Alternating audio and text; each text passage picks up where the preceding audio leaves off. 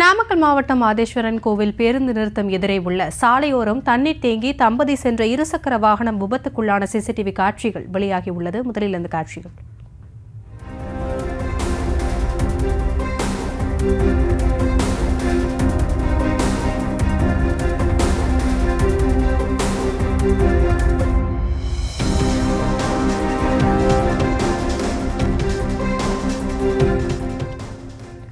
சாலைக்காடியில் செல்லும் தனியார் சிமெண்ட் தொழிற்சாலையின் ராட்சத குழாயில் ஏற்பட்டுள்ள விரிசல் காரணமாகவே விபத்துகள் ஏற்படுவதாக குற்றச்சாட்டும் எழுந்துள்ளது. விவரங்களோடு இணைந்திருக்கிறார் நம்முடைய செய்தியாளர் தங்கமணி.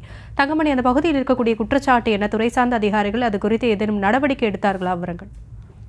வணக்கம். நாமக்கல் மாவட்டம் பள்ளிப்பாளையம் அடுத்துள்ள மாதேஸ்வரன் கோவில் பகுதியில் பழுதான சாலையில் தினந்தோறும் விபத்துகள் நடைபெற்று வரும் நிலையில் குடும்பமாக சென்றவர்கள் நிலை தடுமாறி கீழே விழும் சிசிடிவி காட்சிகள் தற்போது வெளியாகி இருக்கின்றது.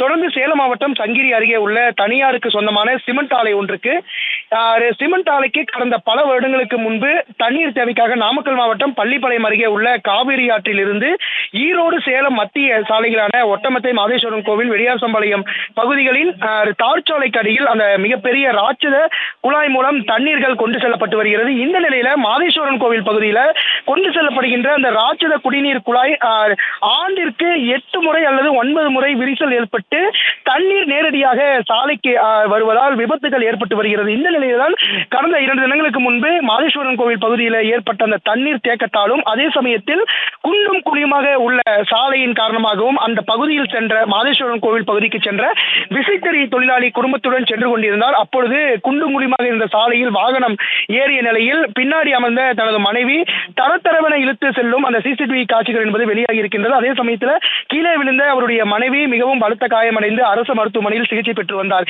இந்த நிலையில் உடனடியாக சாலையை சீரமைத்து தர வேண்டும். அதே சமயத்தில் ராட்சத குடிநீர் குழாயில் ஏற்பட்டுள்ள விரிசல்களை உடனடியாக அந்த சிமெண்ட் ஆலை நிர்வாகம் செய்து தர வேண்டும். இல்லை என்றால் மக்களை திரட்டி மாபெரும் போராட்டம் நடைபெறும் என லோக் ஜனசக்தி கட்சியினுடைய மாநில பொதுச் செயலாளர் ஆதவன் தெரிவித்துள்ளார். விவரங்களுக்கு நன்றி தங்கமணி.